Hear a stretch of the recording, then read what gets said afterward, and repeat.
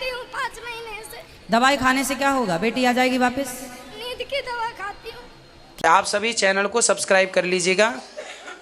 जो भी यूट्यूब पर देख रहे हैं चैनल को सब्सक्राइब कर लीजिए और शेयर कीजिएगा। तो राधे राधे दोस्तों, स्वागत है आपका हमारे YouTube channel reaction by Usha में। बात करेंगे हम आज ऐसी स्त्री की जो कि पंडाल में आती है और कहती है, गुरुजी हमारी 9 महीने की लड़की छत से गिरकर ख़त्म हो गई और मैं बहुत ज़्यादा डिप्रेशन में चली गई हूँ। तो दोस्तों आइए देखते हैं कि गुरुजी इस विषय में उस स्त्री को कितने अच्छे से समझाते हैं। राधे राधे गुरुजी। ठीक है, बोलिए बोलिए। गुरुजी मेरी लड़की 21 दिसंबर को 4 महले के ऊपर से गिर गई और तुरंत खत्म हो गई। अच्छा। बड़ी वाली लड़की के इस तरफ आओ। जन्मदिन था बड़ी वाली लड़की के। अच्छा, उसी दिन वो खत्म हो गई। 4 महले के ऊपर से गिरी और सीढ़ी से नीचे गई और गिर गई। तभी से गुरुजी 1.5 महीना हो गया। मेरा दिमाग मार्च से डिप्रेशन में मैं चली गई। तो छोटी बेटी छोटी बेटी थी, एक लड़का एक लड़की। और तो ये बड़ी है? ये बड़ी वाली है, इससे छोटा लड़का है और 9 महीने की लड़की थी। 9 महीने की बेटी थी। हाँ। तो वो कहाँ से गिर गई? छत से गिर गई। तो छत में आपने उसको बिठा दिया था? नहीं गुरुजी, मैंने किचन में था, वो खेल रही थी, किसी ने आके दरवाजा खोल दिया। मैं बाहर रहती थी सूरत में। तो वहाँ बाउंड्री वगैरह नहीं थी? नहीं गुरुजी, मेरे डिप्रेशन में चली गई गुरुजी। कोई बात नहीं, डिप्रेशन में मत जाइए। अब जो हो गया उसे कैसे बदला जा सकता है?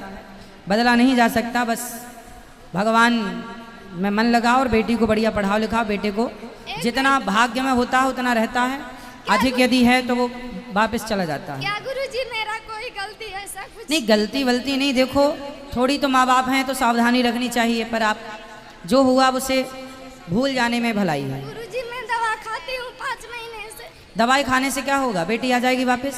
नींद की दवा खाती हूँ। क्यों इतना सोचने से क्या होगा? बेटी है, उसे अब जो है बस उसे रखो।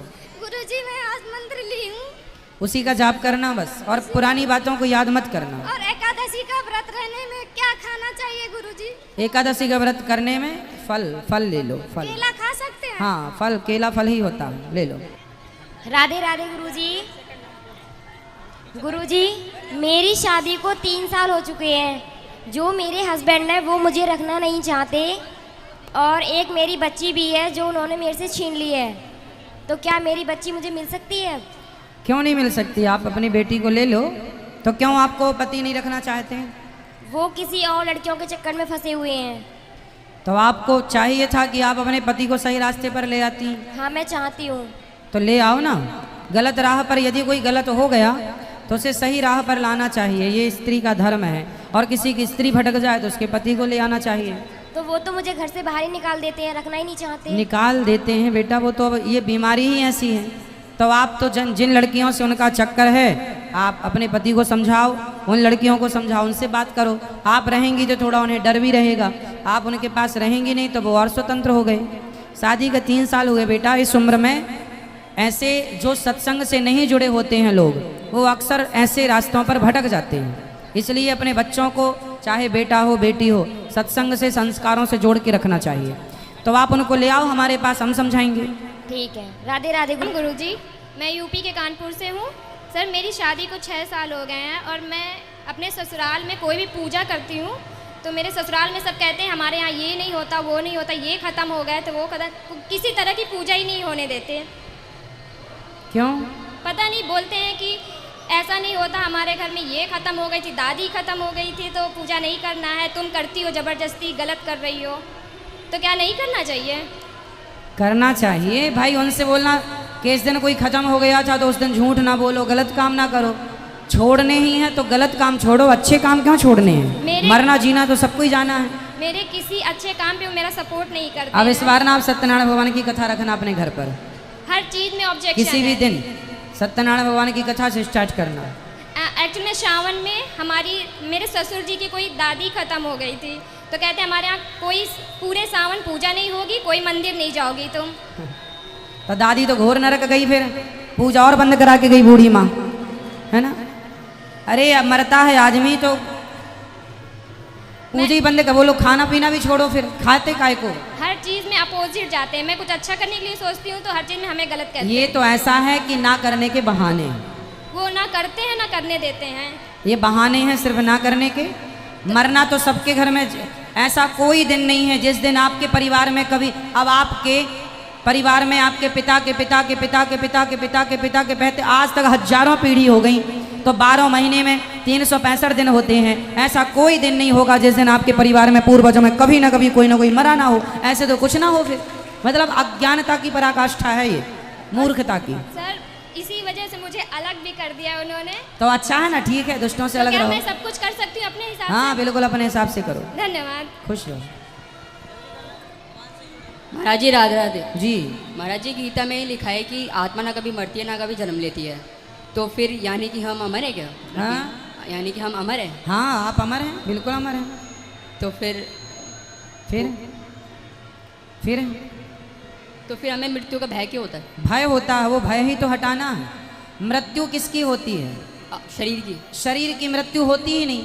शरीर 5 चीजों से मिलकर बना है। हाँ। पृथ्वी, जल, वायु, अग्नि, आकाश। हम्म। और जब इसे जलाते हैं तो एक्चुअली वो 5 तत्व 5 में जाकर मिल जाते हैं। जैसे माटी का घड़ा टूटा तो माटी का घड़ा माटी में मिल गया, उसी तरह जब आपका शरीर जला तो पृथ्वी तत्व पृथ्वी में, जल तत्व जल में, अग्नि तत्व अग्नि में, वायु तत्व वायु में, आकाश तत्व आकाश में, जहाँ से आए थे वहाँ खत्म। इसी कहते हैं लोग मर गए। मरना इसका नाम है ही नहीं। एक्चुअली कोई मरता ही नहीं है, कोई ये सिद्ध कर ही नहीं सकता कि ये मर गया। तो ये मरने का भय जो है मानसिक है। हाँ, ये मरने का भय, ये भय ही तो हटाना है। सत्संग, ज्ञानी जन, बड़े बड़े साधु संत मरने का भय त्याग देते हैं, और जो होगा भगवान करेंगे, भगवान की इच्छा। हम ईश्वर के अंश हैं, ईश्वर अंश, जीव अविनाशी। धन्यवाद। जीव अविनाशी है तो विनाश कैसे होगा? धन्यवाद। राधे राधे गुरुजी। जी मैं कलकत्ता से आई हूँ। मैं बहुत दिन से आपको याद कर रहे थे। मेरा आदमी लेकर हमको पास आए हैं। कोटि कोटि प्रणाम गुरु महाराज जी, मेरा आशीर्वाद रखे। मेरा बच्चा, मेरा आदमी को बहुत आशीर्वाद दीजिए गुरु महाराज जी। प्रसन्न रही आपके आदमी को, खुश रही। आपके आदमी कहाँ हैं? ये जो यहीं पर। बात कराओ आपके आदमी से। राधे राधे गुरुजी। कैसे हो आदमी? बढ़िया है गुरुजी। ठीक है जी। आनंद है सब? जी सब आनंद है। क्या करते हो?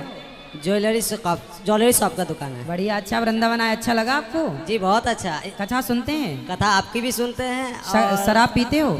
जी एकदम नहीं। और मांस? जी खाते हैं। आपकी पत्नी खाती हैं? अभी नहीं, छोड़ दिए। तो फिर आप कब छोड़ेंगे? जी अब हम भी छोड़ देंगे। कब से?